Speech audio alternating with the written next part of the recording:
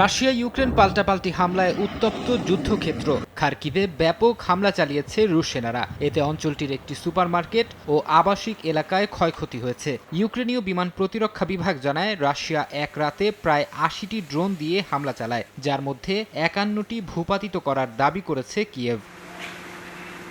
ইউক্রেনের চেরনিহিভ অঞ্চলেও রুশ হামলার খবর পাওয়া গেছে। মস্কোর দাবি, ইউক্রেনীয় প্রশিক্ষণ কেন্দ্রে ইস্কান্দার ক্ষেপণাস্ত্র দিয়ে হামলা চালানো হয়েছে। এতে শতাধিক ইউক্রেনীয় সেনা হতাহত হয়েছেন বলে দাবি করা হয়। ইউক্রেন হামলার কথা স্বীকার করলেও হতাহতের বিষয়ে তারা স্পষ্ট করে কিছু জানায়নি। জবাব দিয়েছে ইউক্রেনও। রুশ নিয়ন্ত্রিত দোনেৎস্কে জেলেনস্কির সেনাদের হামলায় কয়েকজন হতাহত হয়েছেন। রোস্তভ অঞ্চলে ড্রোন হামলায় ক্ষতিগ্রস্ত হয়েছে অন্তত ৫০টি অ্যাপার্টমেন্ট। এতে বিদ্যুৎ বিচ্ছিন্ন হয়ে পড়েন প্রায় ৩,০০০ বাসিন্দা। হামলার পর সাময়িকভাবে বন্ধ রাখা হয় ট্রেন চলাচল।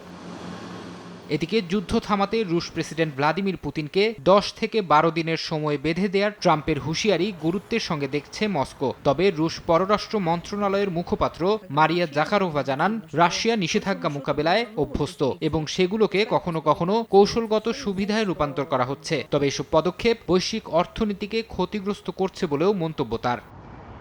ফারহাদ চৌধুরী, সময় সংবাদ।